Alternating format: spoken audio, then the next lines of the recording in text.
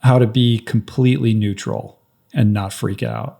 I remember we had the repo guy came to take my truck away. Oh my gosh. And Julie goes out into the yard and greets him and was like, "Hey, how's it going? Like, you want to come in? You want some tea?" Like, and he was so freaked out because he's used to people losing their shit. No like, kidding. He has the worst job. Like, he's going to come and take people's cars away. And what happened? Did he come And in for tea? he still took the car away, but I think there was no denigration of dignity. It's like this is happening, but this doesn't mean that I'm a bad person or, oh, wow. There's no like, She sounds I wish I could amazing. tell you that I could inhabit that. I was like losing my shit, right? She's like, no, like that you have control over how you respond to these external events. And you can either allow them to rob you of your emotional tether, or you can handle it with grace. And I think there's something really amazing about that. By the way, that like whole little, segment that we just did before we actually press record I liked it. I thought it was so interesting. The podcast before the podcast. The podcast before the podcast. And since you are a big podcaster, how do you not do that? Does that happen to you all the time? It's so hard. Ideally, I would love to have everything set up and then I arrive and sit down without having said anything to the guests, so it can be totally fresh. But it also doesn't feel like welcoming or hospitable to do that. So exactly. I always try to keep the pre-conversation on the kind of, simplistic surface level, right? And the minute it starts to feel like, I'm like, hold that thought, like, let's not, But, sometimes you end up doing it anyway. And then you're like, wow, we should have been recording that. Well, right, exactly. I always find like some of the best conversations or the best pieces of the conversation happen either before or after the podcast. And I'm like, damn, why don't we just like have the cameras going? But to your point, then it feels very cold and makes the person not feel very welcome. So you have to kind of guide it, I feel, all the time. Making the guest feel welcome and comfortable, for me, is one of the most important things. And it's gotten trickier as the show has gotten larger. And now we're in this fancy studio and there's lots of cameras. You have cameras here. And certain people get a little bit rigid or freaked out by that. Right. And so the challenge is always like getting people to relax. Because my thing when I'm going into an interview is the priority for me is always to try to make an emotional connection with the person. The information that they're there to impart is secondary in the way that I do it to connecting with that person. If I can't connect with them, maybe they'll impart the information, but in my experience, the information won't connect with the audience to the extent that I think is possible, unless you can feel like the audience has to feel that these two people are like bonding and in sync with each other. So back in the early days when it was just sitting at a kitchen table, or I would take my travel kit to somebody's house, they're in their environment, they're safe, there's no camera. It was a lot easier to do that. It's harder now with, all the fancy stuff, and we have lights and all, Right. I don't know what your experience has been with that, but it also depends on the guest. Like some people are very media savvy and they're comfortable, and that brings its own challenges trying to get past whatever talking points they are there to talk about to get to the real stuff. Sometimes you have to exhaust that. And then there are other people who this might be the first time they've ever done anything like this. And, in those situations, all of the kind of pre-stuff before recording, I think is really important. Even if you end up talking about stuff that you wish had been recorded, if they feel comfortable and relaxed once we get going, then that, I think, compensates for what you miss by not recording the kind of like stuff when they arrive.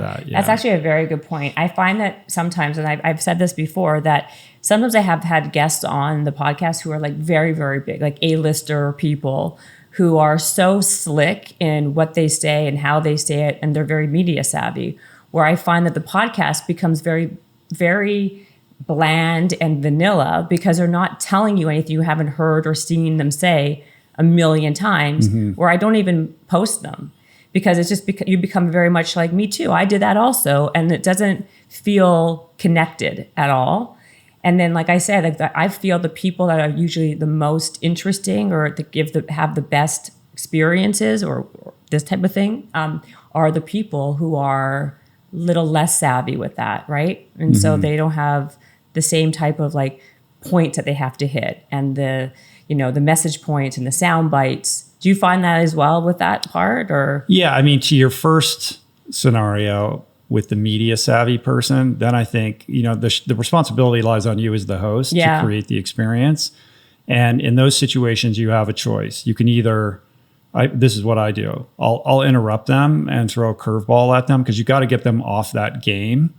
And then you get accused of it. Why are you interrupting the guest? But like, you have to interrupt them. Like, you're trying to create the best experience for the audience. And if you feel like this is boring, or this is something that is a retread of things that people have already heard, you have to interject, and you got to like shake them up by giving them something unexpected so that it interrupts that like pattern. The other strategy is just to allow them to exhaust all of that, like we were talking about before, until they don't have any more talking points. And then it gets real. And you can edit out that stuff in the beginning if you think it's boring, so you could do a lot in post. We don't do a lot of editing. I mean, those are rare situations in our case, but occasionally stuff like that happens. And with the less media savvy person, they just need to feel, again, it's about feeling comfortable and cared for. And if you can convince them that they're in good hands and you're here to like cast them in their best light, I think that goes a long way. But, listen, when you do, I've done over 700 interviews. They're not all going to be amazing. Like some of them are going to be, and occasionally someone will come on and your responsibility is to the audience, not to the guest. That's right. That's a really great point. I'm a people pleaser, so that's a very uncomfortable space for me. And I have to remember that the people that I'm indebted to are the people who are taking time out of their day to listen to the show. And on occasion, it's uncomfortable. But if the guest isn't rising to the level of quality that I've established for my show and meets the expectations that the typical audience member has kind of inured themselves to by being a fan of the show, then you got to like either edit it down into something that is good, or you have to say this one's not good enough to publish. Who is the most shocking? Like, who was out of the 700? I'm sure you have a lot, but give me a couple people that you thought were like really good that you were. Yeah, it's always it's like get this question a lot, like you're choosing your babies. Yeah, I know. I mean, everybody that I invite on is somebody I'm curious about, or somebody that I admire. Oh yeah, I would never let anyone book the show. Okay, so you pick the people you want. It's all on feel and gut instinct. Like, I could be more strategic and sort of systematic about it, but I'm really not. Like, it's just somebody I come across. And, I have a spreadsheet of people that I want. And sometimes it takes a long time before they're in LA, because I only do in-person stuff. Right. And I'm willing to wait to make that happen. So that's the first thing, like trusting my instinct.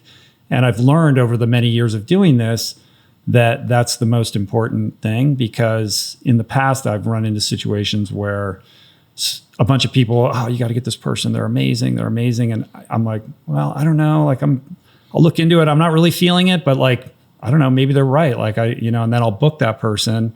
And it's a flat experience, not because the guest isn't worthy or amazing, but I'm not the right person to have that conversation with that person, right? And so it has to come from within. But to answer your question, for me, the most meaningful experiences that I've had that stand out the most in memory are generally, it's fun to interview fancy A-list kind of people. That's always exciting. But really the heart for me is when I find somebody who I think is incredible, that's just somebody doing their thing somewhere relatively anonymously, and I can bring them on and like shine a spotlight on them and help, kind of create an audience for some amazing wisdom that they have. Right. And then, they're like, wow, all these people, like, that's a really cool thing. And I think the recurring theme that really resounds for me and for the audience are stories of transformation. Like, when you have somebody who is, for the most part, like an average person who's overcome tremendous obstacles and distinguished themselves somehow in some specific way, how they got from that place to the other place is always fascinating. And I think that's because we can all see some aspect of ourselves in that, and we can reap some level of inspiration or strategies or tactics that are applicable in our own life. And And that comes through story for me. You can say, these are the 5 things that you need to do. But again, back to the emotional connection piece. If you can emotionally connect with that individual and see some piece of yourself in them as they tell this story, this hero's journey from point A to point Z, those are the stories that tend to rent long-term space in the memory and stand out. So like a perfect example of that would be a guy called Josh LaJohny, who's a guy I just randomly stumbled across on the internet, who'd lost like 350 pounds, living in southern Louisiana in the bayou, like not New Orleans, but like in a very remote township, without any kind of mentors or role models in his community, decided that he didn't want to, live this way anymore, and took it upon himself to make all of these changes and change his diet, and became a marathon runner and ultimately an ultra marathon runner, and actually won like an ultra race. And he went from looking like Chris Farley to Bradley Cooper. It's unbelievable. And, I was the first person who showed interest in that story and was able to share that story with a lot of people, which inspired him to continue. Like, he manages trailer park homes and drains sewers. Like, he has a very blue collar kind of like life.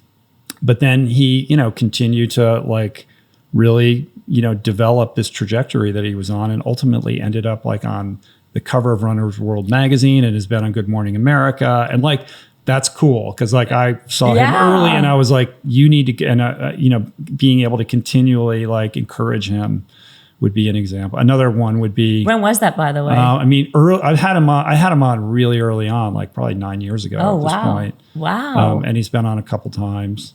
Another one was a guy called John McAvoy, who has some renown in Great Britain, but not in the United States. And he's a guy who grew up in a notorious, it's a long story, but essentially he grew up in a notorious South London crime family and was reared from a very young age to become a bank robber, an armed robber, which is like something it's sort of a Goodfellas story. Like as a kid, he started scouting heists, and then, with his uncle and all the family members who were all like, doing that's out there, crazy. like, looting and pillaging. And it's a long story, but ultimately gets pinched and ends up in Balmore prison, which is super hardcore. And he was in like the high security wing with Abu Hamza and like all these unbelievable, like terrorists and all that kind of stuff. And he was serving a double life sentence. And I don't want to belabor the story, but essentially, you're not belaboring. It's actually very interesting. He ends up falling in love with the rowing machine in the gym, and realized that if he was raising money for charities, they would give him unlimited time on this rowing machine. And in short shrift, he ends up breaking British and world records on the indoor rowing machine from prison, serving a life sentence. Oh, so he realized God, he had this story. capacity as an athlete that he didn't know that he had. Ultimately gets paroled, tells the parole officer, says, or whoever was like lording over the decision as to whether to let him out on parole, said, if we let you out, what are you going to do? Like, how are you going to pursue a living? And he said, I'm going to become a professional athlete. And the parole officer said, I've been doing this for like 20 years or whatever. Nobody has ever said that, and they end up letting him out. And he goes to the rowing club on the Thames outside London, where all these fancy rowing people were, and they put him in a boat. And he realizes that even though he had this unbelievable engine, he couldn't translate it in an actual boat. Like, it's the kind of thing, kind of like swimming. Like, you have to be doing it for a long time as a kid to have that special feel and all of that. So he decided, well, I'll go into triathlon, and he becomes an Ironman athlete, and the only Nike-sponsored Ironman athlete, and has distinguished himself, and then becomes this incredible advocate for prison reform in the UK, and has like testified at 10 Downing Street and has all these nonprofits now. And he's become this amazing human being. And like, just getting him to, I mean, the way he tells the story, you're like, this is a movie. And now they are making a movie on this guy's life. So being able to tell that, like, those stories I love the most, and being able to say, you've never heard of this guy, but get ready. He's going to make your hair stand on end, and like, just let them loose. And That's always like a really cool thing. So That's those would be two that amazing. stand out. There's many more, but those are my favorites. And you found this guy just like scrolling the internet? Well, there was media on him in like the, a little in the bit, UK, and so, I mean, he's gotten more well-known over there. And again, this was one I did very early on. I was recently in London, so I sat down with him again. I'm putting that one up soon to kind of catch up on where he is now. But, those kind of stories like hold a special place in my heart. Oh my God, for sure. And they're so inspirational for an everyday person, because not like that just goes to show you people are not at that one anyway. Like, you don't know what you don't know. He never even tried rowing until he was in jail. Like, who would have thought that he would have been this like master athlete? Right. And to be in such a hopeless state and still find a path forward, to still be able to hold on to hope, to still, figure out a way to have agency in your life, no matter your circumstances, I think is a really powerful idea. Absolutely. Did you ever think, because like your resume is, I think, not just me, that it's big and it's it's so vast. Did you ever think that you would become, given from where you were to what you are doing now, this very well-known, excellent podcaster? No. That's like, I feel like this is like probably not what you ever expected in your trajectory of your life ever. No, I mean, it's completely unpredictable in any way. I mean, I started my show 10 years ago. So I wasn't the first, like Joe Rogan was doing his thing and Adam Carolla, like a lot of comedians, but it was a time, lot of comedians, you're right. A time before, it was a time before the iPhone. And so if you wanted to listen to a podcast, you had to download it on your desktop off iTunes, and you had to bounce it to like an iPod. Like, you had to work for it, right? It was not a seamless technology. And I fell in love with podcasting when I was training for these crazy ultra races, because I would have to go out on my bike for like 8 hours. And I can't listen to music, but I needed something to like distract me from, just the discomfort and all of that. Why can't you listen to music? Are you not allowed? No, I could, but I was like 8 hours. That's a lot of music, exactly. It's like, I need something to like occupy my mind. Right. And I fell in love with podcasting. I was the only person that I knew that actually listened to podcasts, but I was like, this is unbelievable. Like, I'm learning so much, and I'm hearing stories from all these crazy people. Why isn't everybody doing this? Nobody was really. But it was clear to me like that this was something special. And so before I started a podcast, I'd listened to thousands and thousands of hours of podcasting. So I had a sense of what the medium, was. And at that time, as I said, it was mostly populated by comedians. There wasn't anything really all that unique or interesting happening in like health and wellness and fitness and stuff like that. So after my book, Finding Ultra, came out in 2012, I started thinking like, well, what do I want to do now? Or what's the next creative expression? And just on a whim, I was like, well, I could try this podcasting thing. I know some cool people. Like, let's just see. And my wife and I sat down and did one. And I was like, that was fun. Let's do it tomorrow. Like, that was it. Like, there was you couldn't make a living doing it. You couldn't nobody was making money doing it. Like, so I was just doing it purely for the joy of it and for the fun. And because it wasn't competitive either, people weren't clamoring to start podcasts. Nobody was getting into it. Like, even though we barely had any downloads or listeners, it still like went to like #1 in health and fitness. And so that was encouragement. It was like, oh, wow. Like, look, there's my show, like right on the iTunes thing right there. Like, this is cool. Like, let's just keep doing it. And so it really just grew out of an organic love for the doing of it.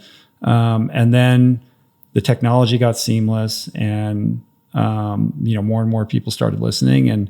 But I would have never predicted that it would be like the thing it is today. I mean, it wasn't cool to like have a podcast in 2012. And now everybody and their dog literally has a podcast. It's like very, very, it's becoming crowded, but then they say it's not really crowded because it hasn't even started, whatever that means. I think it's still early days. You think so too? I think that, although there's however many millions of podcasts, most of those are like podcasts that people have abandoned. Yeah, I don't know how many true. active ones there actually are, because people get into it and then they realize it's a lot of work, and it's so much work. And it's difficult to do it sustainably over the long haul. Totally. And I've had to learn that I've come close to burning out a couple times. So, I've now figured out how to do it and maintain that love for it, because if I'm not loving it, it's not going to be a good experience for the audience anyway. Well, how many do you do a month or a week, or what is your schedule? We publish 6 a month, so every Monday and every other Thursday. And I try to average recording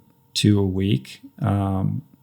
That's kind of like the typical thing. And do you actually do all the prep and all this stuff? I only ask that, me too. But I'm just wondering, because a lot of people just like show up and they're like, just wing it. And then it's kind of like, you can tell the difference. So I'm trying to figure out and navigating what you think is like your secret sauce of what makes yours. So is it because you're coming from the right place? If the intentions are properly there, it's like what you're naturally interested in with the guests, you make them feel comfortable. Like, I think it's a combination of all of those things. I think you have to do you. Yeah. You have to know what your strengths are and what your interests are. There's no right or wrong way. I mean, Larry King famously never prepared for any of his interviews, and he's amazing. He's great. Yeah, exactly. I'm not Larry King, and I'm an obsessive compulsive, very driven perfectionist type personality, which has its pluses and big minuses. So for me, preparation is huge. If they're coming on because they have a book out, I'm going to read the book. Yeah.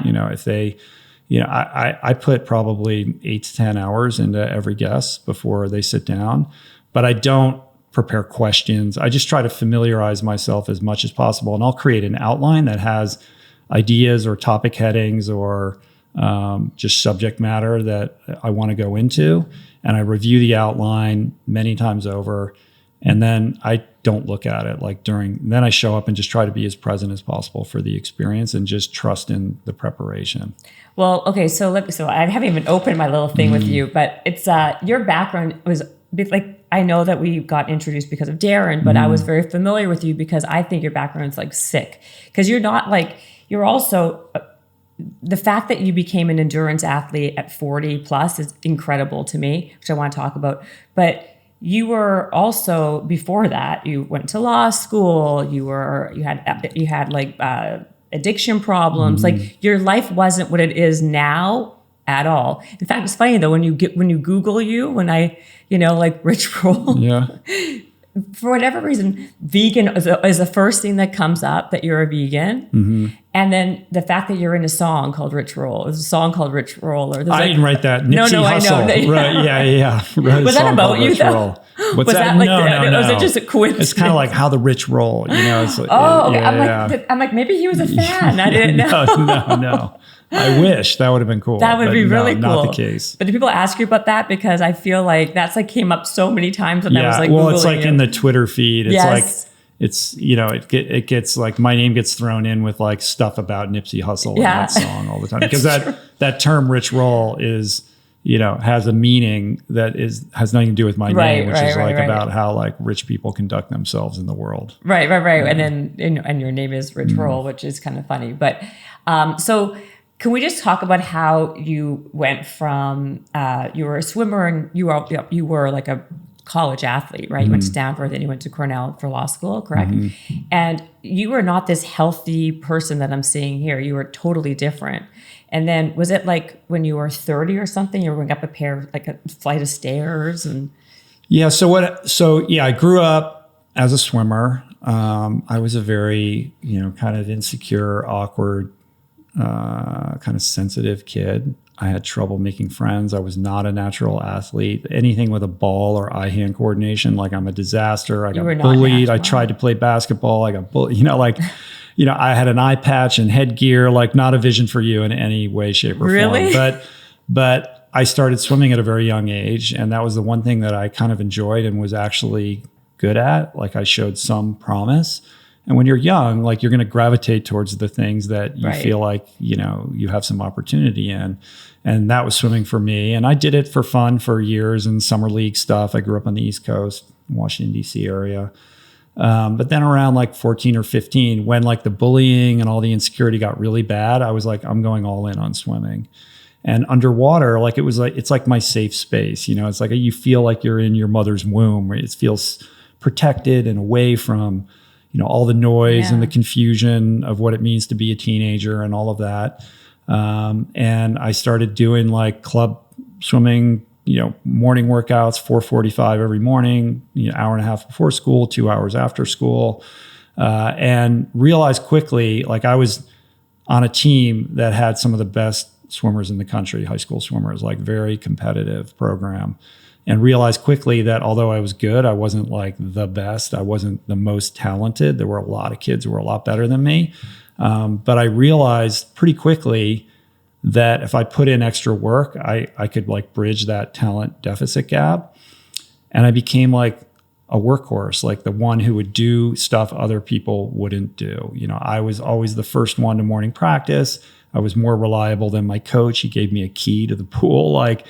And I would grind, like I was a grinder, And so by the time I was a senior in high school, I was one of the top swimmers in my area and was getting recruited by all the colleges and all of that.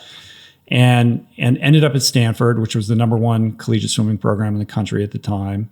I got into a whole bunch of Ivy League schools. I got into Harvard and Princeton and really thought the mental calculus for me was, these are all great schools. I can go to, and so the differentiator for me was really swimming, because that was what I was most passionate about. And it was a function of whether or not I wanted to be a big fish in a small pond or a small fish in a big pond. And I just thought, I'll never know what my potential is unless I put myself in that scary situation and see what I'm capable of. So I go to Stanford. The world record holder in my event was on the team, Olympic gold medalists and American record holders and all that kind of stuff. And ultimately, I love being part of that team. It was an extraordinary, I was a pinch me. I was like, I can't even believe like I get to go here and I get to show up at the pool every day and swim with these guys. But ultimately, two things happened. One was not the right program for me, because it was really catered towards, those ultra elite athletes. And so I was doing workouts that weren't really customized for optimizing my potential. And then the second thing was that, I was introduced to alcohol, and then that is a whole other story, but that really threw me off my trajectory, to say the least. How is that possible? How did you get introduced to alcohol? Not to interrupt you, but how did that happen while you're in this this top school for swimming? College in the 80s. Come on. So it was more like a college Swimmers experience. are work hard, play hard. Oh, I know. Work really hard, and then and it's all about the pride of being able to do it all.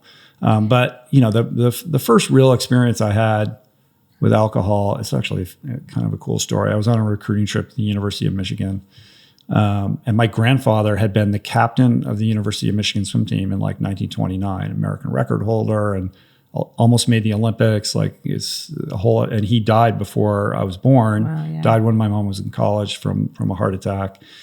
Anyway, I was on a recruiting trip to the University of Michigan, and they have a great swim program. I love the coach there. And there was a dual meet, and then there was a party that night, and I was at this house party, and there was a keg and all the swimmers and divers and all that kind of stuff. And a guy, gave me a beer. And the guy who gave me the beer is a guy called Bruce Kimball, whose dad was the diving coach at University of Michigan, Dick Kimball. And Bruce, other than Greg Louganis, was like the best diver in America. And wow. There's a whole story there. But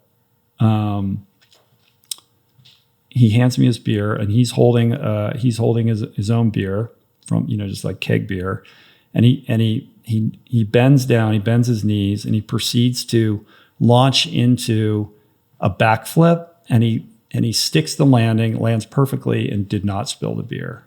And I was like, that's the greatest party trick I've ever seen. Wow. Whatever that guy has, like I want it, and just partied, that night, had an amazing time. But for me, but the sort of punctuation of that story is that Bruce Kimball ended up drunk driving, careening into a crowd of people and like killing one person or two people. I can't remember. Went to jail. His athletic career was over. He had another driving accident where his face got bashed in, and then was a really terrible alcoholic and has since gotten sober and the like, but like suffered, quite some tragic circumstances as a result of his drinking. And in certain ways, like, to add a little literary flair to it, it was sort of a foreshadowing of what would come with me. But, for me, I knew deep down, almost on an unconscious, like DNA level, that alcohol did something different for me than it did to everybody else. Because that first time I got drunk just felt like the answer to every problem I didn't know I had, like this warm blanket that was enveloping me and just making me feel comfortable in my own skin for the first time. I was like, oh, this is how normal people feel. Like, I want to feel like this all the time. And suddenly I was able to, look a girl in the eye and talk to her, or just, feel like what I thought it felt like to be a normal person who kind of had a rule book for life. And so as a result of that, I started chasing that more and more. And there was a slow denigration of everything aspirational in my life, like all the goals that I set for myself, all the things that I had imagined for my life didn't disappear, but they became secondary to chasing the next good time. And so if you have any familiarity with alcoholics or alcoholism in general, it's a progressive disease. And so I was able to manage it for many years, but my life kind of inch by inch became a little bit more and more out of control every subsequent year, until at the end I was a pretty broken individual. So when you were like, so did swimming not give you confidence though, just because you became really good? Maybe you were not, did you make it to, like, I know you didn't try for the Olympics, but you said your team was very much that way. You probably were like one level, maybe not, like one notch below. That did not give you any like self-confidence or self-esteem? It was great to go from the high school that I went to, where I was sort of persona non grata, to going to Stanford and being on the swim team. And you feel like, oh, like people respect the swimmers here in California versus, there was something about that, but I had such a deep seated insecurity and low regard for myself that alcohol soothed, that no external validation could solve for me. Yeah. And I think that's part of it. And just, people are always like, why do you think you became an alcoholic? I mean, you can kind of probe that question forever. I don't spend a lot of time doing that because it doesn't really provide me any solutions for how to live now. But yeah, I think the other thing that's important to recognize is that it worked for me for a long. It gave me the confidence that I was seeking, like not an earned confidence, a false confidence, but a confidence nonetheless that taught me how to be kind of a social animal. Because I was so awkward, it made me feel like I wasn't awkward anymore until I could suddenly kind of embody that person. And that's why people use drugs and alcohol. At least that's why I did. Like, you use them because they work, right? Right, exactly. Ultimately, they stop working and your life goes haywire, which is what happened to me. But it's hard to tell that person in the early phases of that condition that they should stop doing what they're doing, because it is functioning for them. But how did it go haywire? I mean, you were functioning. Were you still able to swim for many years that way with drinking? When you're young, you can get away with a lot. Like, I could party, and it's like I could party till 2 and still make morning workout and be fine and get good grades and all of that. Right, And college. You have this like there's an ego that goes with that, right? But slowly, it's like I swam well my freshman year. I never swam well again, and I didn't end up swimming my senior year. I quit the team. And I never felt like I achieved my potential as an athlete. I robbed myself of that in many ways. Grades weren't that important. They start to slip. Who cares? I'm at Stanford. Everything will be fine. Somehow I squeak into law school. I don't know how I got through law school, because at that time I'm like, you went to Cornell too. It wasn't like you went to some schmadre school across the street here. Yeah, how did you get in? Yeah, I was the last person admitted to that class. I was on the wait list. It's a longer story, but I got a call from them literally like 2 days before class started and said, "We have a spot for you, but you got to tell us like right now." I was living in New York City at the time, and ended up saying okay, and then figuring out where Ithaca, New York was, and driving up there without an apartment. And everybody had been preparing for law school all summer with this reading list, and I was in New York 2 days ago, like doing something totally different. And now I'm like in this, it happened very quickly. And I often think, what would have happened if I had not gotten in or decided to do something else? But yeah, I mean, what would you have done if you didn't get in? What would you have done? I was like working on film sets as a PA, and Really? I had worked in a law firm for a while when I lived in New York City. Mainly, I was partying because Manhattan in like the late 1980s. I mean, it's a good time. Totally. So whatever job I could find to like service that would have been fine with me. But then you finished law school. And you worked at Skadden Arps, which is like one of the top firms in like. Well, I was a paralegal world. there when I was in New York City, so I wasn't a lawyer at Skadden. Oh, you weren't a lawyer. I graduated Cornell, and then I went to San Francisco, and I was a lawyer at an employment law firm there called Littler Mendelsohn for a couple of years. Is that like a good law firm? It's like if you're into employment law, yeah, like it's the you're spot. into employment law, okay. Yeah. But my point is, you were still drinking this entire time. Yeah, and the drinking was getting more and more excessive, and with that comes the shame, because you're out of control, but you're trying to hide it. You're trying to pretend like everything is cool. And so you start living this double life existence. The life that you live during the day when you are wearing this mask and you're being this professional person.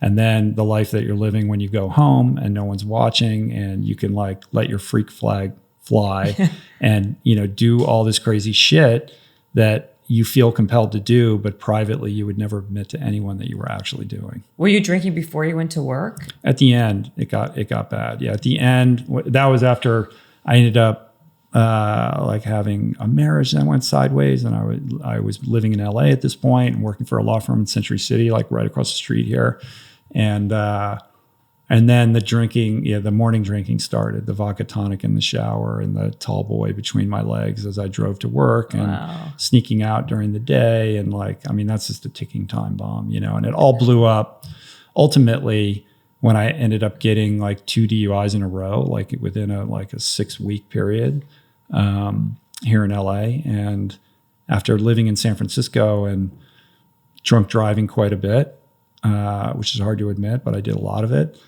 You realize living down here that the cops don't fuck around. Like if they pull you over, they just assume you're a coke dealer or crack addict and you've got a shotgun under the seat and all of that, and they treat you accordingly. So I was facing jail time for having 2 DUIs. Like it was a dire situation. And that really brought me to my knees. But then I had this marriage go sideways, and there was essentially it's a long story, and it's a very kind of typical alcoholic story. Like my story isn't any crazier than, most alcoholics. But, the house of cards that was my life had, sort of toppled on top of me. And there was nothing like, I have some crazy stories, but mostly it's just sad and pathetic and lonely. And at the end, I was, worried about going to jail, worried about getting fired from my job. You still maintained a job. It's unbelievable. Yeah, but it was getting close to, like, the second time I got a DUI, the cop who arrested me took my wallet, looked at my business card, and realized that the firm that I worked for was the same firm that represented the Beverly Hills Police Department. Oh my God. And my boss, the lawyer that I was working for, was handling a lot of litigation for the LAPD and the Beverly Hills Police Department. And this particular cop knew my boss. So my boss got a phone call and knew what had happened to me. So he was totally briefed on like what was going on. And I was like, I was going to, that's a whole other story. But ultimately, like, my time as a lawyer was coming to an end at this firm. Yes. I was sleeping on a bare mattress on the floor of a shitty apartment with no furniture in it. My family told me, like, we love you, but we cannot stand by and watch you do this anymore. And we don't really want to have anything to do with you. And until or unless you're ready to actually, get into the solution of this problem. So your family already was intervening. Oh, big time. They were like, we're done. And, is that what my friends had fallen away, and I purposely was isolating. Like I didn't want to call anyone. And so the people I was hanging out with were, what they call the lower companions. Yeah. And it was just getting darker. A lower companion? Is that a real term? Yeah, lower. In the parlance of recovery, lower companion. That's what they call them? Yeah, the lower companions. Wow, okay. Or just drinking alone, Right, but you got to find people that meet you where you are, I guess, and that's what that Yeah, is. exactly. Is that why your engagement? You said you still had a girlfriend or a fiance or something. I at was this point. yeah. So Was she an alcoholic too, though? No. No. And that whole thing, I got married, and then the marriage that it ended on the honeymoon, and that was the last time I've ever seen her. It's like it's crazy, like it's just like That was the last time you ever saw each other. yes. Yeah. Where's she now? Is she married or? She lives in the Bay Area and is married and has kids, and I'm happy for her. Wow. Yeah. But you were still able to like keep it together by a thread, it seems, but very. Yeah, but that thread was getting frayed, and yeah, it was all. I mean, everybody has their bottom, and what was your bottom?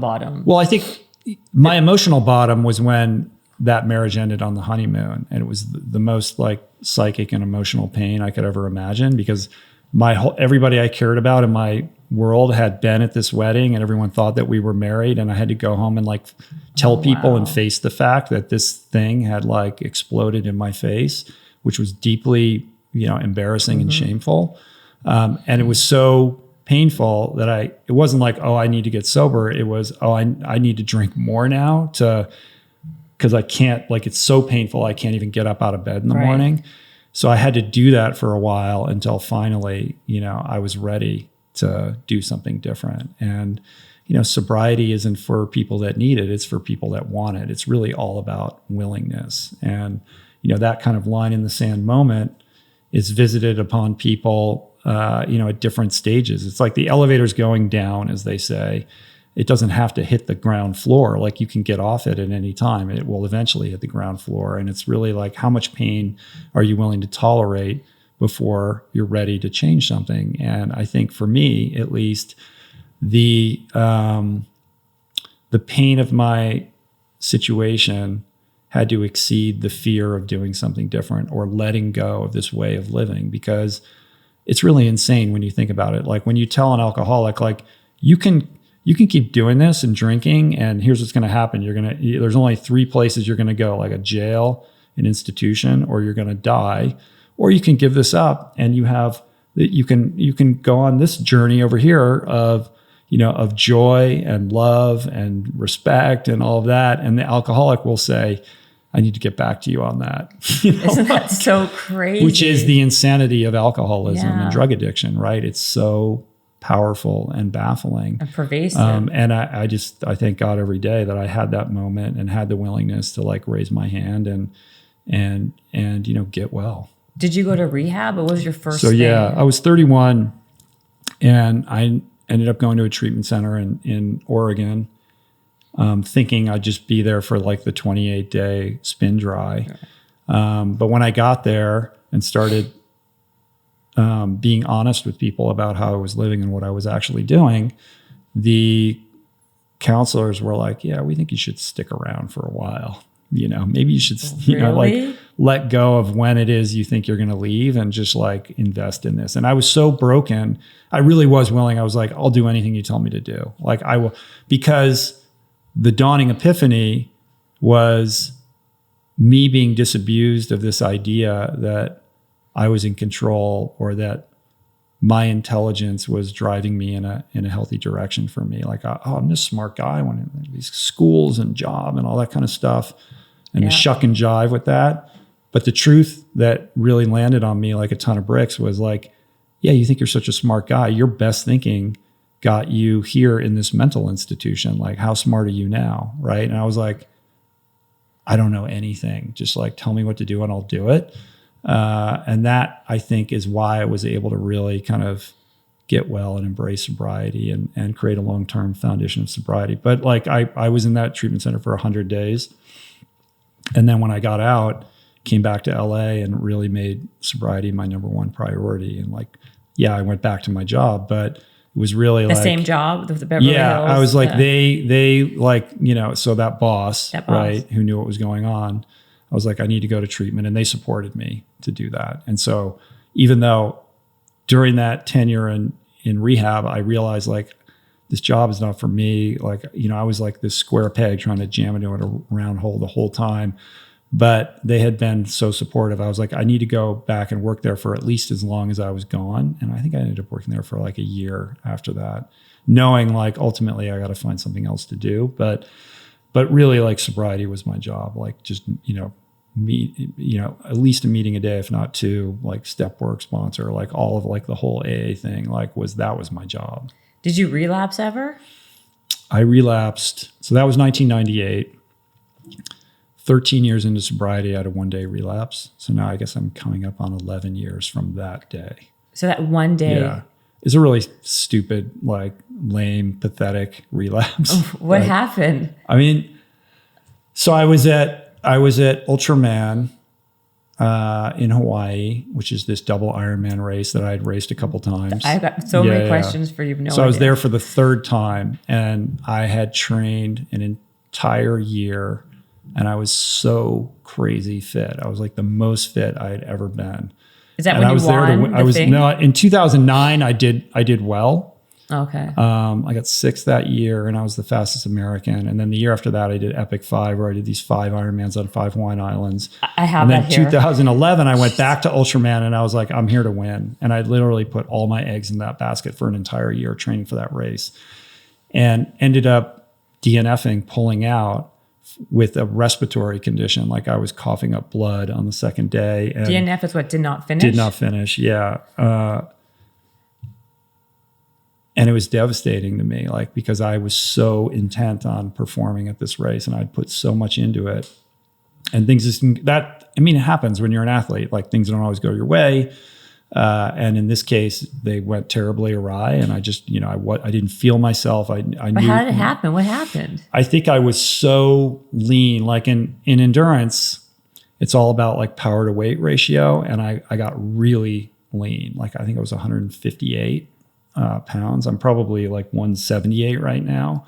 It's like 20 pounds. Super lean. Oh my God. And I was like crazy fit. Like I could go all day without getting tired. Like And I think because I was at such a razor's edge of fitness, like you're sort of immune compromised. This happens to a lot of athletes too. Like they go to the Olympics and like suddenly they get like a sore throat or something like that because you're like literally like, on the edge. Yeah, on the very edge. And I just pushed it too far.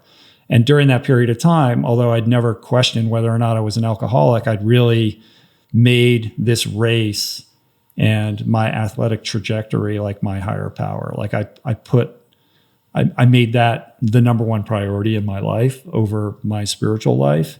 And that, kind of detached me from a lot of the tools that got me sober and kept me sober. So I think I was vulnerable, and that relapse was sort of just, waiting in the shadows for an opportunity. And in the days after that experience, I was with my family in Hawaii, found myself at a, beach bar, and the family was down the beach, and I was like, I'm going to have a beer, and then I was like, they're still down there. I think I drank 4 beers in like 15 minutes.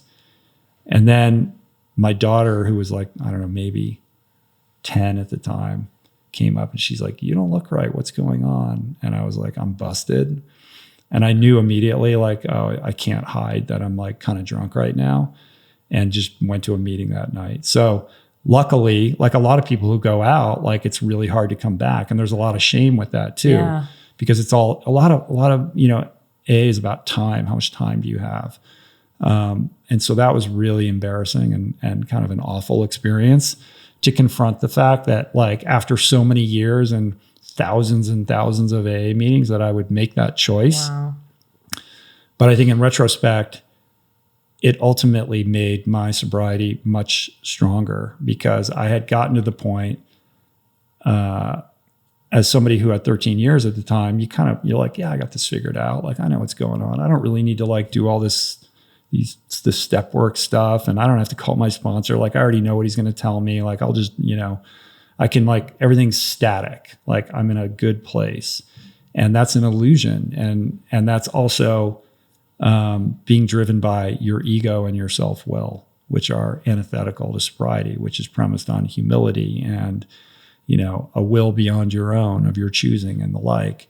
And I had like lost touch with that. And so I got right-sized, and that heavy dose of humble pie has allowed me to return to the program and really kind of embrace not only how powerful alcoholism is, because like, holy shit, like after all these years, and I was right back there, like they say like your addiction is doing push-ups in the dark all along. Right. And it was like, holy shit, that is so true. And it was scary that I could make that choice after all that I had done to avoid that happening. And so now, like, I just don't, I never take it for granted. And I'm very aware that like, it isn't static, and this applies beyond addiction to I think, anybody who's trying to better themselves, that, every thought that you entertain, every word that comes out of your mouth, every interaction with another human being, every decision that you make is either moving you towards sobriety or supplant that with like the aspirational version of yourself, or you're regressing. It's moving you away from the idealized person of your aspirations. And the more you can kind of be present with that idea, I think it makes you a lot more conscious of the choices that you're making, because they seem, oh, who cares if we gossip about that person? What's the big deal? But is that something my aspirational self would do? Mm-hmm. Like, probably not. It seems harmless. But if you really think like, oh, we're on this spectrum, we're moving along this spectrum all the time, it allows me, it's like a reminder, like, oh, those little things matter, because all the good things that I've achieved in my life, are because of tiny little things that I've done, with extreme consistency. Like, it really is about the little things. The little things are the big things. Wow, that's amazing. That's crazy. I had no idea that you relapsed like right after the. Well, what was even more humiliating about it was that I had just turned in the manuscript for Finding Ultra, and a big part of Finding Ultra is like this journey to sobriety. And I was like, you're a fucking fraud. Like, you have this book that's going to come out. I couldn't make changes in it anymore. It had like gone to the printer, and I was like, you just relapsed. And, in 6 or 7 months, this book is going to come out. Like, and so, I mean, that was like, wow, right? Like, just when you think you're the shit, let me remind you that you're a worker among workers. And it was so humbling. I mean, my sober community knew right away. I mean, I called like guys right away. This is what happened, and tears and the whole thing. But I didn't talk about it publicly for quite a while, because I was like, if I talk about this when this book is coming out, I was like, I was really afraid, until ultimately, like, when I had the podcast at the appropriate time, when I felt comfortable talking about it, I like told the whole story. So it's public knowledge. But yeah, it was like not fun. I mean, what's amazing is that you only did it that one time. You had your 4 beers. It didn't last. It wasn't a bender or whatever. It didn't go for days or 2 days. It could have. If I was there alone without my family, right? In Hawaii, we had discipline. It would have been a different story, I think. But you had what did your wife say? I mean, she was devastated. She was devastated. She's like, I cannot, because my family sacrificed a lot for me to do these races and all these things. Like, there was a price, that everyone paid for me to be able to kind of do the things that created the foundation for what I get to do today. And that was, really tough to walk through with her. It was an abuse of trust. It was scary for her, understandably. Mm-hmm. She's like, oh my God, like, you really are an alcoholic. Like, it was really difficult. Did she know you when you were? Because you were 30, you've been married for what, 20 years? Or? Yeah, we've been together about 20 years. Yeah, so. And you're 55. We've been together 22 years. Yeah, I'm almost 56. I met her when I had a year of sobriety. So she didn't even know, she didn't see you in those moments. No, she had never seen that. She didn't know me from before, but she knew me in early sobriety. Was the endurance kind of like, I've heard, and they say that usually transfer one addiction for another. Was that like was exercise becoming your new addiction, or like?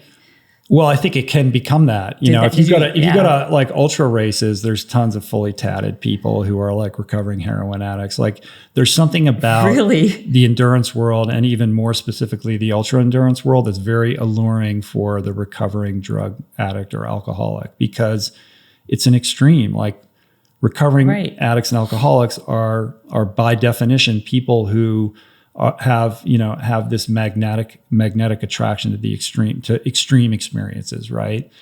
And I think, listen, people that I know in recovery are some of the most remarkable people I've ever met. And I think there's something about that disposition, that attraction to those extreme experiences that is about seeking. It's about, it in a weird way, it's a spiritual quest to see what's out there. Like, what is the truth of myself in the world? And drugs and alcohol are a very unhealthy way of trying to reckon with that or answer that question.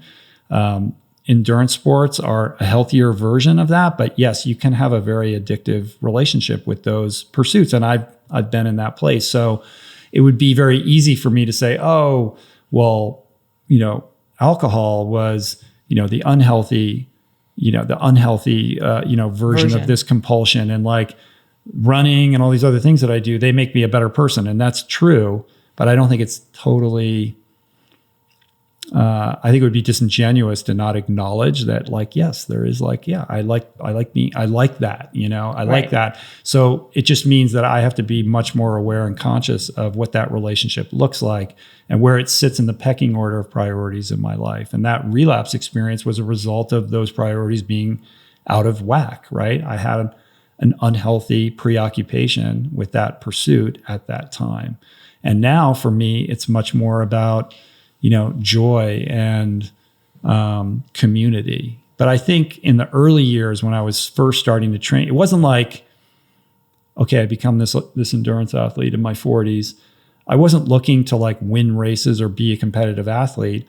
I was very confused about my life. I had put so much into being this lawyer, and then I had this, reckoning with drugs and alcohol. Drugs too? Well, a little bit, but it was really mostly almost entirely alcohol.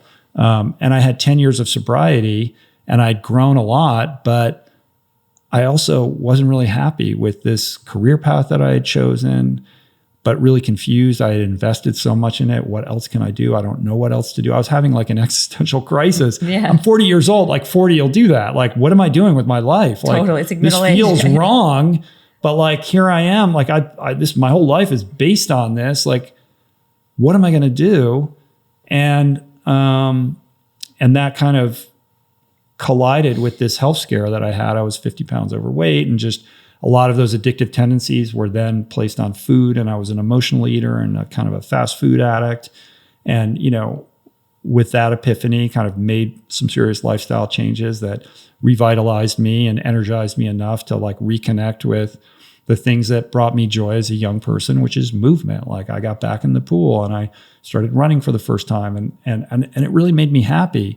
And then the ultra endurance thing, there's something about being in an elevated heart rate state and a sense of, low grade discomfort over an extended period of time that really deeply connects you with the truth of who you are. You can't escape yourself.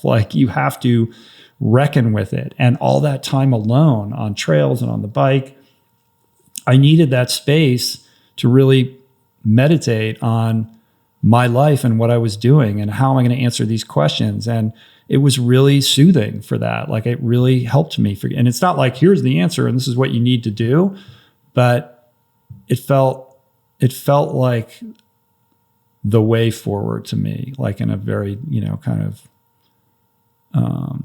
way that would be difficult to describe in words. Just I know I'm supposed to do this and this feels right.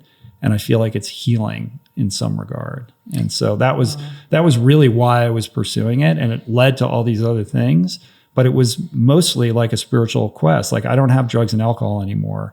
And yeah, I meditate and I eat right and do all these things, but this thing is teaching me more about who I am and what I'm capable of than any other thing that I've found. So between 31 and 40, were you still a lawyer? Did you still practice? When did you quit law? I mean, so when I got, a couple of years into sobriety, I was out of the big law firm thing. And then I was a solo practitioner. And then I had I would do little law firm stuff. Mm-hmm. I had a couple partners, and then I went solo again. And then I had one partner, and I was doing some fun stuff. I was an entertainment transactional lawyer working in independent films and getting to work with cool artists on their projects and stuff like that. But I wasn't making very much money. Right. And I was getting more and more interested in these other things that I was doing, the ultra endurance and all of that. So it was a slow kind of phasing out of the law as I got more interested in these other pursuits. But that resulted in, a pretty protracted number of years of financial difficulty. Like, yeah, I was going to say, believing that this could lead to something else, even though that's somewhat delusional. Like, as a 40-plus-year-old person, you don't, first of all, ultra endurance, you don't make money doing that. Like, forget it. Like, I don't know. All I knew was I need to keep doing this, and this will, the universe will provide. And ultimately the universe did provide. It just didn't provide on my timeline. And it was really hard. We had cars repossessed and went through, we weathered a lot of financial difficulty. That was, another level of humility and faith. Because because the only money you were making a little bit here and there was just doing some law on the side. But how did you so you just kind of took a leap that this would work out for you? Sort of. Yeah, it's crazy. I don't know that I would recommend it to anybody. I mean, the truth is then I got this, there were a couple little mileposts along the way, like CNN. After I did well in Ultraman, I got some press. There was a little bit of press because, oh wait, this guy's 44, 43, and he's killing it in these races, and he doesn't eat animal products. How does that work? Right. So people were curious about that story. You're a unicorn in that way. Yeah, I mean, now there's tons of plant-based athletes, but at the time, I wasn't the only one. There were athletes that are better than me in their respective disciplines. Were they over 40 and doing it? Who've never run? Who've never done all these things? It was a unique assemblage of all of those little, and the addiction piece and all of that made for a story that people seemed interested in. Including CNN. So Sanjay Gupta came to my house and did a story. So I was Sanjay Gupta's not coming to my house when I'm a lawyer. So that's right. Then I wrote a blog for they're like, oh, this is cool. Why don't you write a little thing about your story for CNN.com? And I did that. And it got so much traffic. They put it on the homepage and it was the number one shared story. So I was there's something here. And then the response to that, I just got flooded with emails and people telling me their story. It was very emotional. And I was there's something here. I don't know how to provide for my family with this, but it would feel like a betrayal to just go get a job, right, and not pursue And I don't mean that in a flippant way. I was trying my best to figure out ways to put food on the table, and it was hard. And, it's not like we ever starved or anything like that.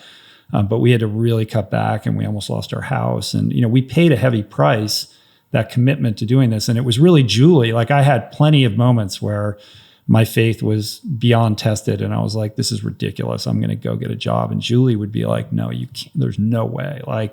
We're in it, for the long haul. I believe in you. This is your blueprint. This is, the way out of this is through it. You have to just continue to pursue this. So she was super supportive. And and I would think oh, somebody will call and ask me to speak somewhere or something. There wasn't a lot.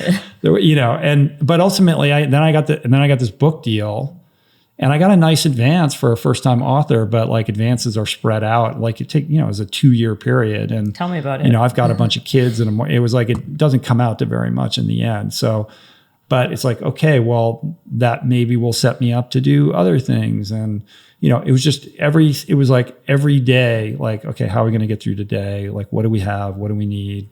And just really surfing it. And I think the lesson in it, beyond the faith piece, was learning how to be, and Julie taught me this, how to be completely neutral, and not freak out.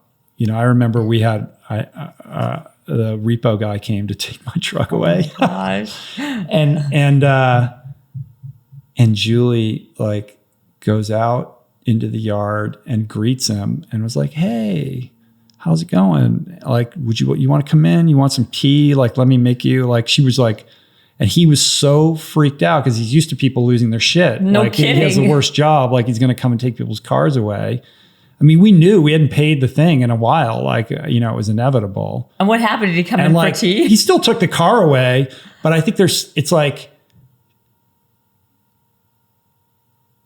was no denigration of dignity. It's this is happening, But this doesn't mean that I'm a bad person or, Oh, wow. there's no like hit to my self-esteem as a result of that because we're doing this other thing, And She sounds I wish I could amazing. tell you that I could inhabit that. I was like losing my shit, right? She's like, no, like that you have control over how you respond to these external events. And you can either allow them to rob you of your, emotional tether, or you can handle it with grace. And I think there's something really amazing about that. This is your wife doing this? Yeah. That's incredible. Was she? And it like, I think what we went through would have blown up most marriages, but it really brought us closer together. Did she work at all or do anything to make I mean, money? we were doing whatever we could to make money. Yeah. Little things here and there. And she would cook for yoga retreats and things like that. And, we were able to just always kind of just get by. Yeah. That is unbelievable. The repo story is amazing. That's crazy. So then you did all the ultra stuff. And then did you ever, like your book became a massive seller, right? Not really. I feel like it was a New York Times bestseller. No, it wasn't. It wasn't? It keeps like getting public. Like people keep saying it was a New York Times bestseller. It was not a New York Times bestseller. It came out in May of 2012. And like people in the endurance world, some of those people knew who I was, but I didn't have a big public profile. How did I know though? I wasn't an endurance athlete. I mean, did you know about it in 2012? I read it. I think I knew about it in 2014, 15, like 7 years ago. Yeah. Like a long time ago. So it came out, it did fine when it first came out. And I did everything in my power. I knew like, I made like pushing that book out into the world like my job because I was like, this has to work because I need to like, I'm trying to create this new life. I don't even know what it will be, but so I really, worked overtime to like, I would do any radio interview and like, I did as much media as would come my way for that. And the book sold fine. How many copies did it actually? I mean, out of the gate. No, and yeah. I mean, guess. early on, like, I don't know, maybe. I think it maybe sold like it had sold like 5,000 copies, like in the first couple of weeks or something like that. Okay, to date or. So what happened was it just slowly built like a word of mouth thing. And it like now it's 10 years later and it sells every year more than it did the year before. And that's the thing I'm most proud of. Like everybody wants to make the New York Times bestseller list. I didn't make the New York Times bestseller list, but it's become a perennial bestseller and and it's the podcast is a big part of that because the audience for that, you know, gets people interested in the other things that I've done. But the fact that it's still being discovered, so I don't know how many copies it's sold now. Not like 1 million. I mean, it does good, it's right. It definitely does well, but I that's why I thought it was a New York Times bestseller. But also with these ultra marathons, and correct me if I'm wrong, because I follow a couple people. We have a mutual friend, and like when he does these ultra marathons or these 100-milers, there's like a caravan of people that are like caring for you. Like, isn't it expensive, like to pay for these people and the van? And it looks like it's a whole production. Each person has like their own mini village following you through. Doesn't that cost money? I mean, it depends on the type of event. But yeah, it can be. I mean, the Ultraman race that I've done is expensive. I mean, you get your buddies or you get people to volunteer to crew for you. It's not like you're paying. I mean, maybe people pay their crew members, but like, could you have people like rubbing your feet and doing all these things? It's a team sport. Like if you think it's an individual sport, it's not. Nobody, can do those races without a lot of support. And in the case of Ultraman, they don't even so the Ultraman is a double Ironman race, which over the course of 3 days, you circumnavigate the entire big island of Hawaii. And each athlete, hold on, an ultra marathon is, say that again. The Ultraman, it's a triathlon. It's a 3-day stage race triathlon. And over the course of the 3 days, you go all the way around the big island of Hawaii. Which is a big fucking island. It's huge, yes. Is that different than running a 100-mile run? That would be an ultra marathon. An ultra marathon. Every race is different. So this specific race, which was like kind of the race that I specialized in. Okay. The first day is a 6.2 mile swim and a 90-mile bike. And the second day is 171 miles on the bike. And the third day is a 52.4 mile run, a double marathon run. And it's a small race. There's only 35 individuals. And each competitor is responsible for bringing their own crew. So you typically have a van that kind of follows you. And in that van are 2 or 3 people. And the van is filled with like ice and food and backup parts for your bike and like everything that you might need, because you're sleeping in different places on those nights, because you finish the day, you go to sleep, you wake up the next day, you start the next stage. And it's really hard work. Like you have to navigate, make sure you don't make a wrong turn. Whoops. Oh my gosh. Look what it is, your our friend. podcast. Oh, it's Darren. You should answer it. Answer it. Should I? Yeah. Darren, I'm doing a podcast with Rich Roll right now. We're in the middle of the podcast, and she didn't turn her ringer off. I did turn it off. I don't know how this happened. I know, putting you on speaker. Say hi. Say hi. Dude. Literally in the middle of recording. We're literally recording it right now while you're yapping. You did. You go. That is so funny. Okay, I'll call you after. Goodbye. Darren always stealing my fire. How did that even happen? Oh my God, do you know who else just called me? Well, it was ringing before, and I thought when the other person called, I pressed, I guess what I would have, I put the ringer on. Oh. It's Joe DeSena, your other friend. Oh, yeah. Joe. Oh my God, that is too funny. Okay, Joe's a maniac. He's so I thought he was crazy. You're just as crazy. Or he's crazy Joe's still. done. Joe's endurance resume is off the rails. Oh, is he more intense than you? Oh, way more. Way more. Well, back then, I mean, maybe. I mean, he doesn't compete like he did, but he went on a streak where he was just a maniac, and he did a lot of crazy shit. Yeah. But I feel like you're the same. So, like, I feel like I'm a little more grounded, maybe. Maybe now you are. Maybe now you are. Because, well, the thing is also I think what makes you so unique is that like it's all the pieces put together, right? Like it's the vegan part that was like at the time, even though you think a lot of people are doing that. Not that many vegan ultramans out there, ultra winners. Like you never did it before. That's very inspirational. Like you're kind of like you're talking about those 2 guys on your podcast, those heroes that are very inspirational. That's what you represent, I think, to a lot of people, because they think, well, this guy had, he was an alcoholic and look what he did. He wasn't even a runner and look what he did. You know what I mean? So you provide so much inspiration, which is, I think, part of why you're successful, because people really do look at you like that, and it's real. Like you actually did overcome it. It's not bullshit. Yeah, I mean, I appreciate that. Thanks. It's like I'm learning to just like say thank you when people say nice things, because I want to, like, my instinct is like to tell you all the reasons why that's wrong. But anyway, but I think the thing is, it's like I don't consider myself to be particularly gifted or talented as an athlete, but I do, like I said earlier, like I know how to push myself. I know how to suffer. I know how to work. And, endurance is a great, vehicle for those traits. Like it will take you far.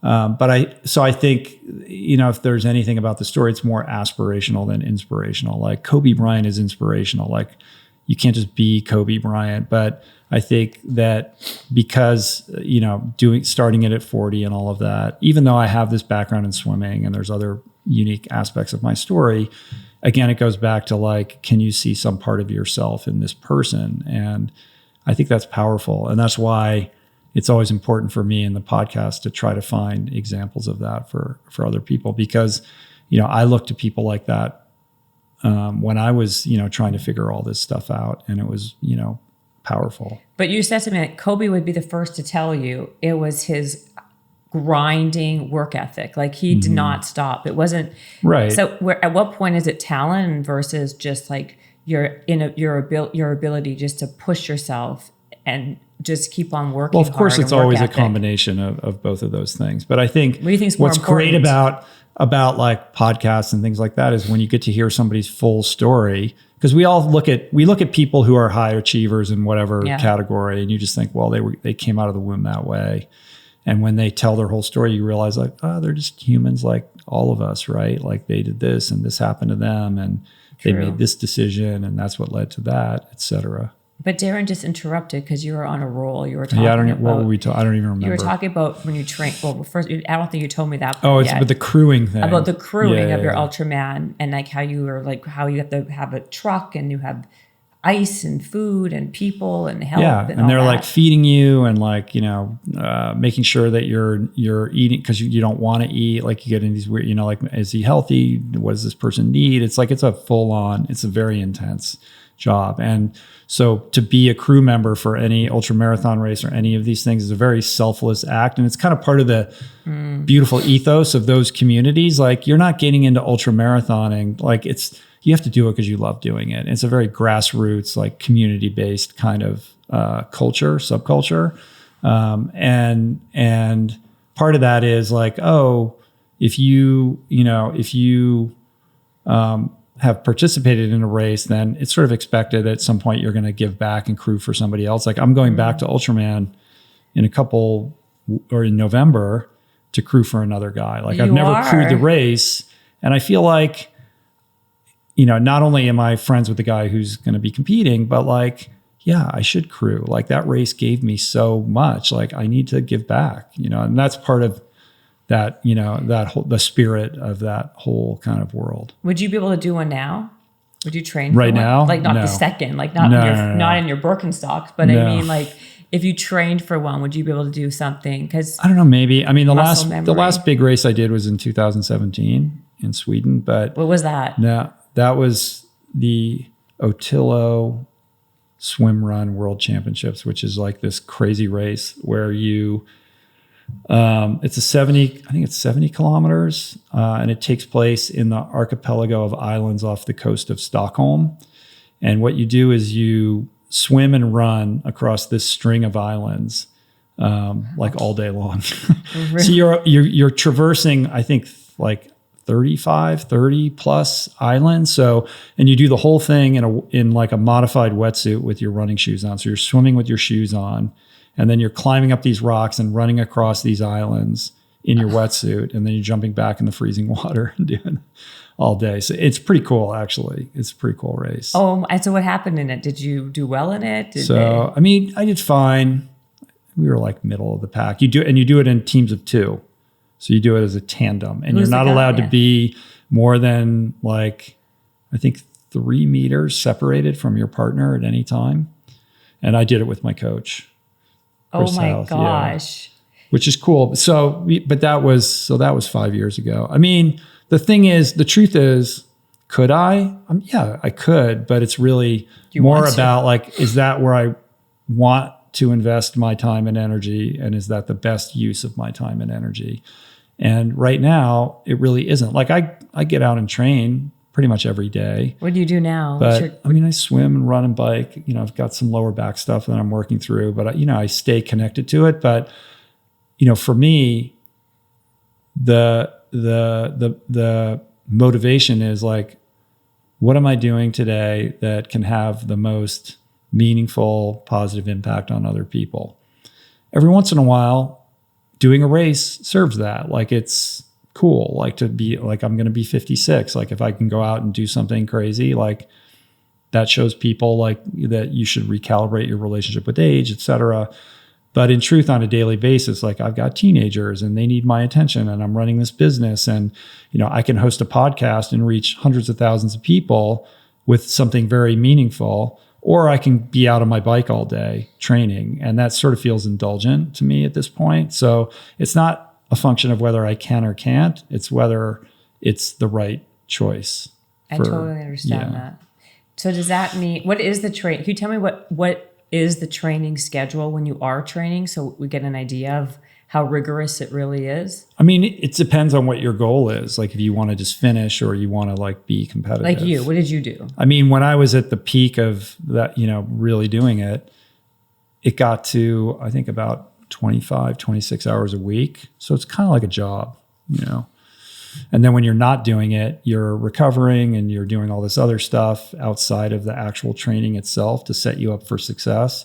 You got to get the sleep and the nutrition. And it's like you're just thinking about it and doing it kind of all the time.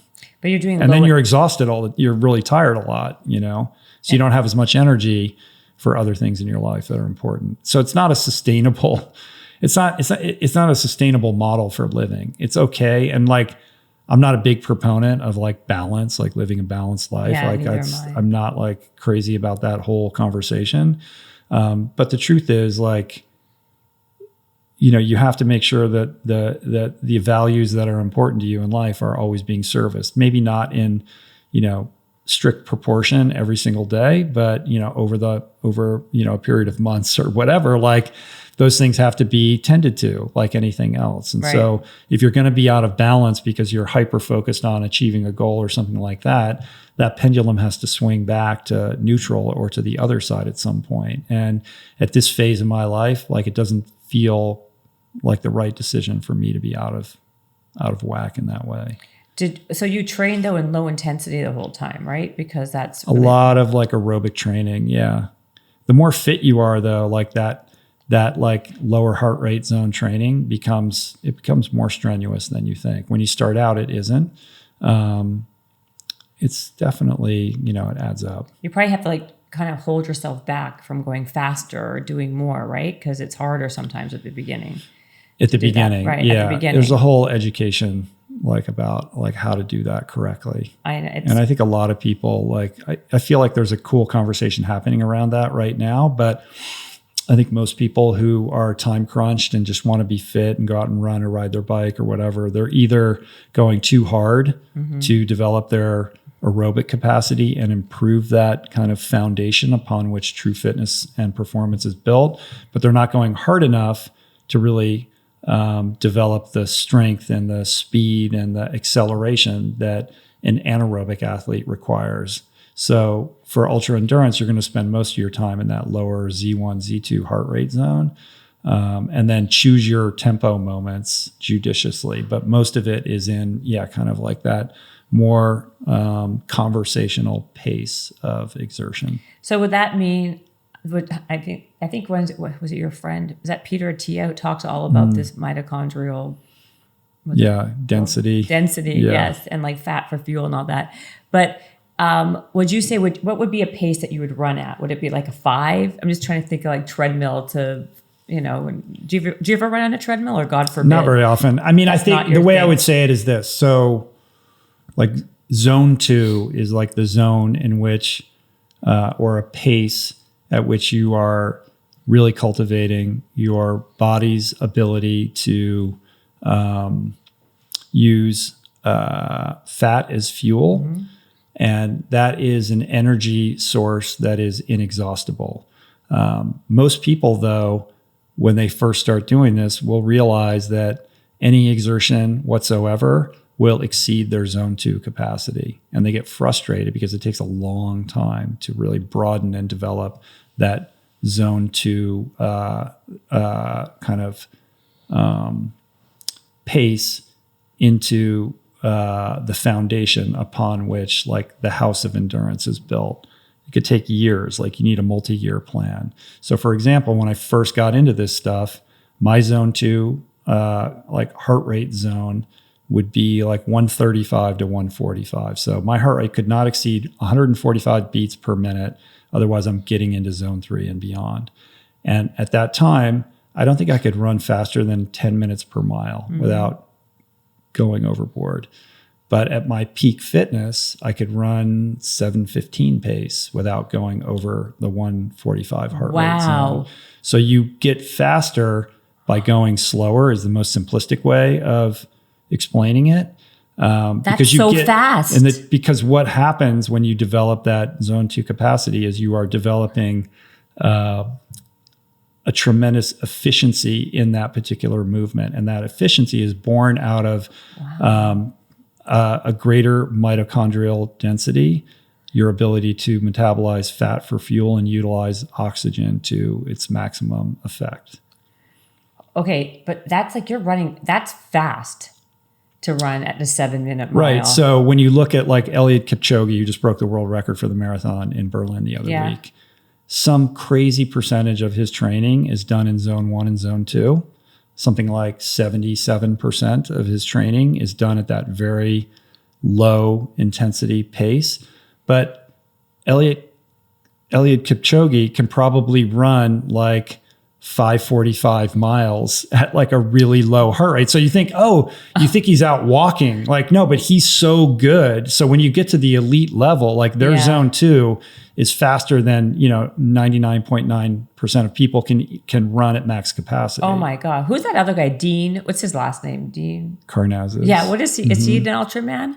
Yeah. He was the guy responsible for really popularizing ultramarathons, because he wrote a book called Ultramarathon Man. Right. And that was the first time anyone had kind of mainstreamed this weird subculture of people who were running crazy distances, because at the time people just thought, well, the marathon is the ultimate distance. Nobody can run further than that. Yeah. And he wrote this book about like these 100-mile plus races, and it blew everyone's mind. And really, I think, created an intrigue around that world, because even when I started, like, you go these ultra marathons, like it's just like a bunch of people camping in a tent the night before, and then they go do the race for fun and eat granola and have a beer. And now like they sell out, and there's like big races with crowds of people, and like a lot of live stream coverage and stuff like that is pretty new, but it all began with like Dean's book. So you're not an ultra marathoner, you're an ultra like triathlete. Yeah, like more of a multi-sport athlete. Yeah. But did you ever do an ultra marathon? Not just, no. Like everything I've done have been multi-sport things. I mean, in Ultraman, the third day is a 52-mile run. Right, which is no joke. Yeah. Obviously. But I've never done a 100-mile run. So today, like in today's, fast forwarding, what's your day like your day in the life now? Like how many hours do you work out? Do you only work out like every day? What do you eat? Yeah. I mean, today I was going to get up and run, and Julie wasn't feeling well. She had a sore throat. Mm-hmm. And so I was like, my workout went out the window, and I had to get my kid ready for school and, make breakfast and do all of that. So, it's like, I don't always. Did you go after the breakfast? Or? Well, then I had to go get a bunch of stuff done, and then I had to come and see you. So we'll see. True. Like maybe after this, I'll figure something out. But like, yeah. So typically though, it would, I try to get out for a couple hours every morning, and morning is like when I like to train. And 2 hours, you said? Yeah. I mean, during the week, and then on the weekends, I'll do like a longer ride and a longer run. But when you say like you do 2 hours of running, or you split it up into different things? I mean, right now I haven't been running very much because of lower back stuff. I'm just starting to get kind of back into it. So if I was running right now, I'd probably go out for an hour, like a zone 2 run, and I would go out on my bike for probably, 2 hours. You don't split it up, like I'll do an hour now, then I'll do an hour later? No, because I got to get it done, and then like I have I've got to like get to work and do, like what everyone else has to do, like bills paid. Yeah, exactly. Then do you what about supplementation, food? Like give me what do you eat now? I know obviously you're a vegan, but yeah, I mean, I'm whole food, plant-based. So that means that I try to eat, I eat entirely plant-based diet, but I try to eat whole foods close to their natural state. So not a big fan of like a lot of the processed foods that are out there. Right. When you say vegan, it could mean potato chips and Oreos. It's like a big difference from like eating a like a whole food plant-based diet. And I think it's interesting. Like when I first started eating a plant-based diet, there weren't a lot of like meat and dairy analog foods, and the ones that did exist didn't taste good anyway. So, I came up like learning how to like make really healthy stuff and make that like, the foundation of like my nutrition. Tell me some examples, because I find it very protein. I know you're going to say we don't need as much protein as people think and blah, blah, blah. But what do you do for protein? Why do you care? Why is that important to you? What you do? What's behind that question? Of which part? Of the protein part? Yeah. Like why is the leading question about protein? I was going to say, I feel like that's what the first question every vegan will get from a person who's not vegan. Like, what do you do about protein? I think it's like it's become like kind of synonymous with just, I'm a vegan. Like, doesn't everybody ask you, what do you do about protein? Right. And why do you think they ask that question? Because we're so used to eating so much. Like, for example, I don't feel satiated unless I have quote unquote like protein, real protein, in my opinion. What's real protein? I knew that was, I knew you were going to say that. Like fish. I'm not a big meat eater at all, but I do eat a lot of fish, eggs, stuff like that I feel is like a complete protein. And I don't feel like broccoli or I don't feel like I get enough protein from just having. I guess you can combine. Why is this important? Why is protein? Why? I feel it's important because I think it's number one. It's what I've been trained to believe, but I do feel that if I don't eat, like I work out also a lot, but if I don't eat enough protein, I get nauseous. And if I'm working out and it's like a heavy day of working out or moving a lot, I do feel a difference. And so if I have like an egg, let's say eggs or salmon or whatever, it does give me that spike that I feel that I need to feel satiated. And what does protein do? What is the purpose of protein? Protein is to help build muscle and to make you feel. I mean, it helps. It's like I feel. Whose podcast is this anyway? Yeah. I just feel that it's something that's essential to my diet in order to feel satiated, to help build lean muscle, to feel all the different minerals and vitamins that are in some of these things that maybe you're not necessarily getting in a vegan right. Well, diet. Vitamins and minerals are not protein. I know that. All right, feel totally. I'll take this. One last question, and then I'll answer. Okay. What is protein? Amino acids. Right. So protein is built on amino acids, right? There are a number of amino acids. Something like how many are there? So many. 13, I think. Oh, no, there's more than that. I should know. There's like, I think there's 28, 27, something like that. You can look it up. Should I check? Okay. Right. I'll check. 20 amino acids. Okay. The majority of these amino acids can be synthesized by the body itself. The essential amino acids are called essential amino acids because we cannot synthesize them ourselves. We need to get them externally. We get them from the foods that we eat. Amino acids are the building blocks of protein, and amino acids proliferate in every food that we eat. So it's not that we need protein to build muscle mass. We need an assemblage of amino acids. When we eat the protein, we break it down into those amino acids anyway, right? Plant foods, just like any food, have amino acids in them. Everything has amino acids in them. And I've just found that this weird emphasis on protein is just highly misplaced. This obsession with protein, this idea that has been pushed by food company marketing departments that have us believing that, if we don't have a protein smoothie upon waking in the morning, that we're not going to be able to breathe air into our lungs. And I've just never heard of anyone going to the doctor because they have a protein deficiency. 100%. Like it's not a thing. It's not a thing. And that's not to say that protein isn't important. It's super important, right? And as an athlete, I want to make sure that I'm meeting my body's protein needs. And all I can tell you from many, many years of experience and pushing myself to places most people, never will, is that I've never had a problem building lean muscle mass, recovering from difficult workouts, and being strong. And I'm turning 56. And I'm at an age now where protein intake actually becomes more important as you age and, sort of muscle denigration becomes more of a thing. So I'm probably more conscious of it now than I was when I was doing all these crazy races, but it's really just never been an issue. And the fact that people are so obsessed with it is kind of hilarious and confusing to me, particularly in light of the fact that we never talk about fiber. People are not protein deficient. Most people are eating too much protein. Right. People are eating too much protein. There's so much meat and dairy in on most people's plates 3 times a day. And actually some crazy percentage of people, like between 70 and 90% of people, are highly fiber deficient, which is impairing their gut microbiome and making it more difficult for their body to absorb micronutrients, et cetera. There's a whole cascade of negative deleterious effects because of our fiber deficiency. But nobody's like, where do you get your fiber? Or who's telling the carnivore people, where are you getting your fiber? I think they're nuts. Whatever. So anyway, let me just finish this thought. by grazing on a variety of plant foods, and I think variety is really important also for the fiber reasons and the like.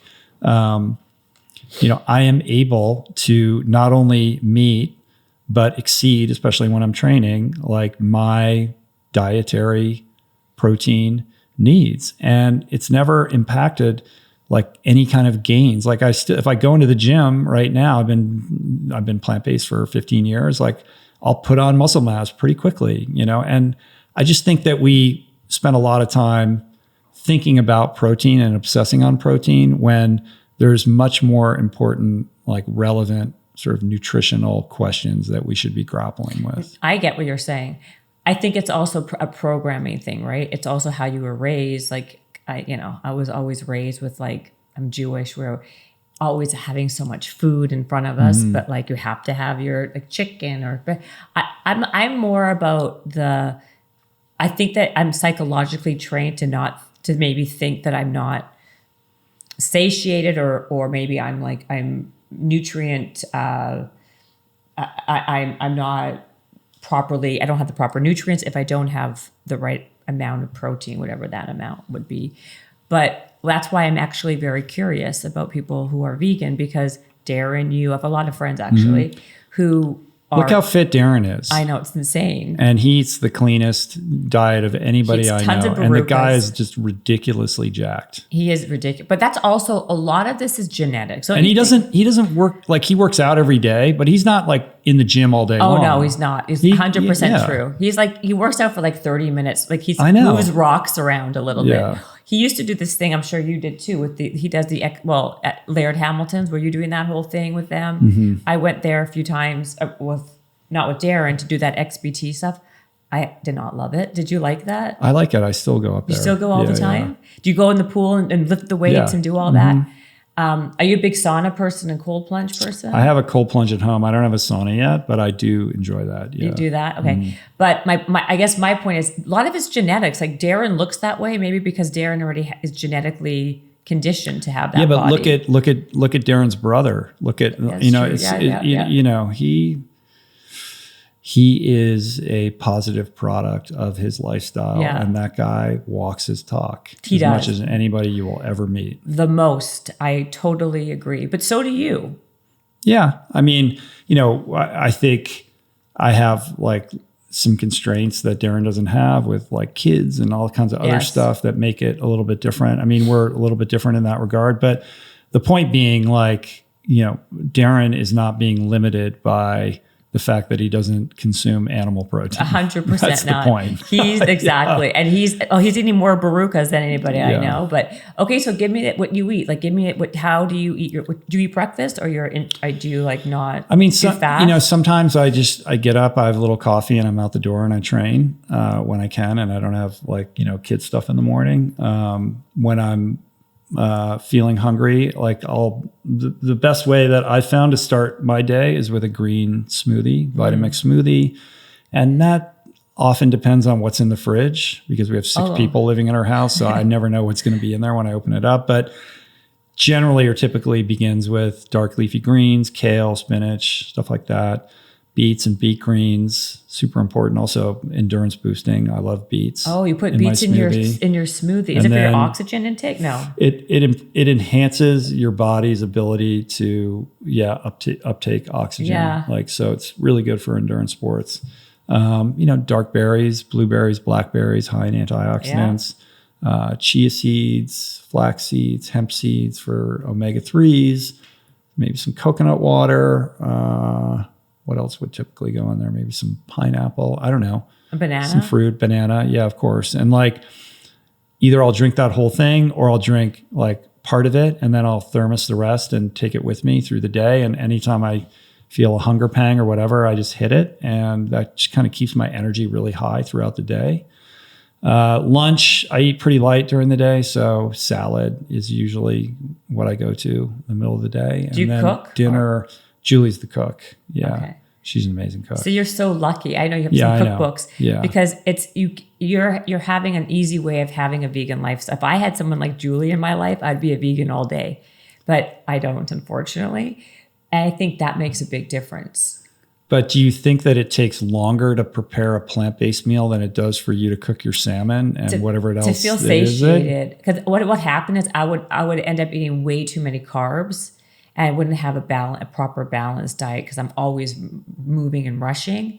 People like Julie, they know how to do like all these combinations, and they know how to make these. I think you're cashew. I think you're projecting that. Maybe I don't know. It does sound like she's an amazing cook, though. She is an amazing cook, but like also everything that she does and all the recipes in our cookbook are like really easy to make. It's all about like, oh, is it? Because like we're busy. She's got a startup. She's doing a million things. Like everything that she does is stuff she can whip up in like 10 minutes. Okay. Yeah. Like she has a couple like more elaborate things, like if you're making her cheese and stuff like that, that's a whole different thing. But for the most part, like I would say the vast majority of her recipes and the way that she cooks is like very fast and fluid. Really? I should get the cookbook. So there is that's another myth. Like if you're going to be plant-based, you got to like prep everything and like it's a million ingredients and, you got to like batch and prepare meals for the week. And like, I don't know, maybe I'm sure there's people that do that. Like that is not our lifestyle at all. So you're right, because with Darren, he has the same bowl where he puts the barukas and the Shakeology, he mixes it all. Doesn't sound very fancy, but you need a lot of ingredients, like even the salads. You put tons of different vegetables. You got to have a lot in your fridge at a given time. I don't know. Do you? I feel. What do you put in your salad? Like, I think it's really more of like I make a giant salad. Like even if I just spinach, kale, and some balsamic, and if I have I'll just shave some carrots in it, or I'll put some lentils in there. Like at Trader Joe's, you can get pre-cooked lentils. Just crack them open, put them in there. Yeah. There's your protein. It's true. I love that. You can do like there's a lot of like kind of simple like end run hacky kind of things that you can do that make it easy. Like I'm freaking busy. Like I'm not in the kitchen like spending all kinds of time. Like everything is like this. That's good to know. So. And, for the most part, if you're eating, the more you're eating these foods close to their natural state, the more your diet is like a pauper diet. It's not an expensive diet. Like, yeah, you can get fancy with the chia seeds and the superfoods and all that kind of stuff. But the truth of the matter is that the bread and butter of like what I eat is like beans and lentils and greens and, I'm not like, I don't eat a low carb diet. So like, brown rice and a lot of quinoa, which actually quinoa can be a stand-in for rice, and you do that with beans, and I eat a lot. So it's like on the satiation point, I eat huge amounts of food. I love to know that because you reach your satiation point because these foods are like more nutritionally dense and they're so high in fiber that you do get filled up. Like I'm not, I don't go to the fancy eat the tiny little way. Like I eat shitloads of food. Like I'm hungry. Are you hungry? I can give you a snack. No, it's fine. I ate before I came here. But what I'm saying is like, I never feel full. I never feel like if I'm eating plant-based, I'm going to be starving all the time. Like you're not eating enough then. You're right. You're not eating it. So for dinner, what do you have for dinner? The same thing? Lots of, I eat a lot of for me, I could eat like a giant bowl of like rice and beans and guacamole with like hot sauce every day. You can. That's your big thing. Or quinoa or something like that, or lentils or... what else? I like a lot of the bean pastas, like mung bean pasta and things like that. Actually, like very high in protein, and so you can have that pasta, feeling of eating dinner, which is and they're actually quite low carb and high in protein. Like so, you get your protein fix. You also feel full when you eat something like that. That would be a go-to. Do you eat fruit? A lot of fruit? Yeah. I'm not afraid of fruit. Yeah, I eat lots of fruit. You're not afraid of fruit. And then I snack on like in my car, I just have like Brazil nuts or Baruca nuts. Baruca Darren nuts. keeps me stocked in Barucas. A lot of pumpkin seeds for the iron, which when you eat with citrus is like, good for keeping your ferritin levels. Oh, so where they should be. Yeah, tell me some more stuff like that. This when you combine citrus with a food high in non-heme iron, which is the variety of iron in plant-based foods, the citrus helps with the absorption, basically. Oh, wow. You're also supposed to avoid caffeinated drinks, like the tannins in tea and coffee can interfere with that as well when you're trying to like eat for your iron. Now, you said you have coffee, so you're not afraid of coffee. You do drink coffee. Yeah, in the morning. I try not to drink it. I'll just keep it to 1 cup because I can get addictive with that. Yeah. And I've been off it and I've been on it. And like, I think a cup of coffee in the morning is fine. So 1 cup of It's coffee. I'm not like extreme with it. So, okay. So then that's how you eat it. I feel like I've covered can I just look at my little Yeah, thing? I haven't even course. opened this yet. I talked about your vegan, the training for Ultraman. I love that lower companions, by the way. That's such a wonderful word. I've never heard that. I think we're good here. Did we do it? I think All we right. did it. I have Cool. no idea how long you've been on this I don't podcast. know. Probably I like don't 2 either. hours. Yeah. Oh my God, I'm so Cool. sorry. I kept No, you it's forever. great. Yeah, it's super fun. You're amazing. I first of all, I love your podcast. I love your story. I've heard just amazing things from Darren. So I'm so happy that I actually got a chance to actually sit down with you finally. So I appreciate this. Well, thank you for the opportunity. It's a pleasure to talk to you. Thanks Thanks for having me. Thank you. Where do people find? Well, I mean, Rich. If anyone does not know Rich Roll and Living Under a Rock, his podcast is incredible. He is the best interviewer. He's so thoughtful. He listens. You don't interrupt people, which I find to be very. Sometimes I do. Not really. Like I said, if they're going off the rails, then you maybe have to yeah, veer them back yeah. on. But overall, I think you do a great job. Thank you. You're Appreciate welcome. that. Thank you for watching Habits and Hustle. Please watch another video here and subscribe to the channel if you haven't already by pressing the button below. Hosted by Jennifer Cohen. Visionaries, tune in, you can get to know 'em. Be inspired, this is your moment. Excuses, we ain't having that. The Habits and Hustle podcast, powered by Habit Nest.